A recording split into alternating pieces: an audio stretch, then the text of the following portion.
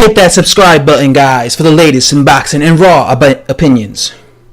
So Tyson Fury said that, in his opinion, the best fighter in Deontay Wilder's resume is Luis King Kong Ortiz.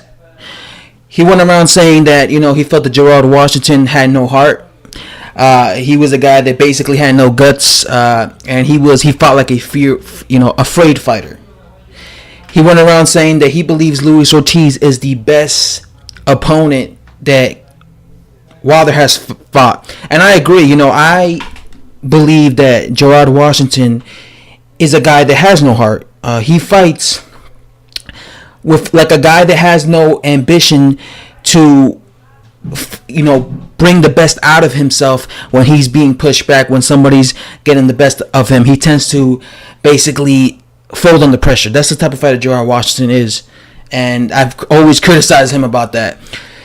He says that Luis Ortiz is the best guy in Deontay Wilder's resume, but Luis Ortiz was about the age of George Foreman, and a lot of people feel that Luis Ortiz is, because he's listed at 39 years old, but people go around saying that he's in his mid to late 40s.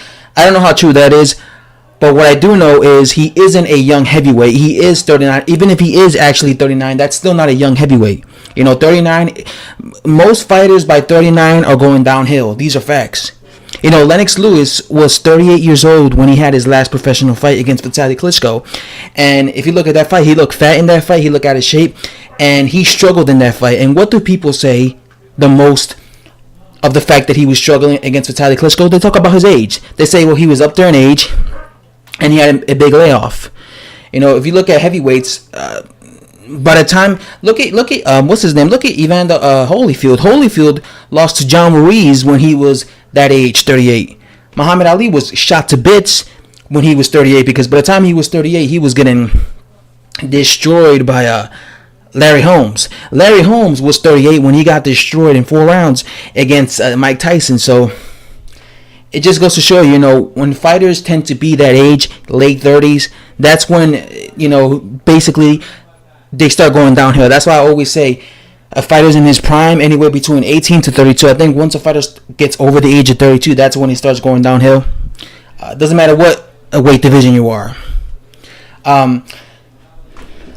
This is true though. Luis Ortiz is the best fighter that Deontay Wilder has faced.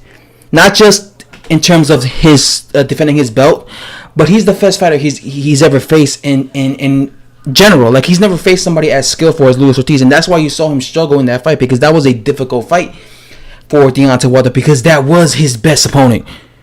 Now, if he actually fights Tyson Fury, then Tyson Fury would be his best opponent, because as good as Luis Ortiz was, I never saw him fight a legit heavyweight. The time he actually fought a legit heavyweight, which was Deontay Wilder, he lost. He looked good in there, but he lost. He came up short. He doesn't have like that standout, win.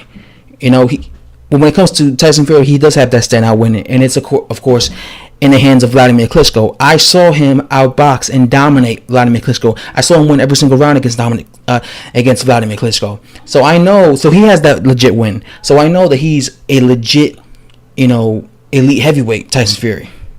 When it comes to Luis Ortiz, very skillful guy.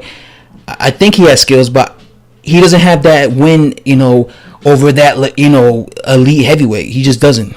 That's why I've never been impressed with his resume. I've never looked at his resume. I'm all about resume. So when I see Ortiz's resume, I'm not impressed by that. I'm not going around saying he's a boogeyman, because when it comes to me, I consider boogeymans, or quote unquote, avoided fighters that have legit resumes.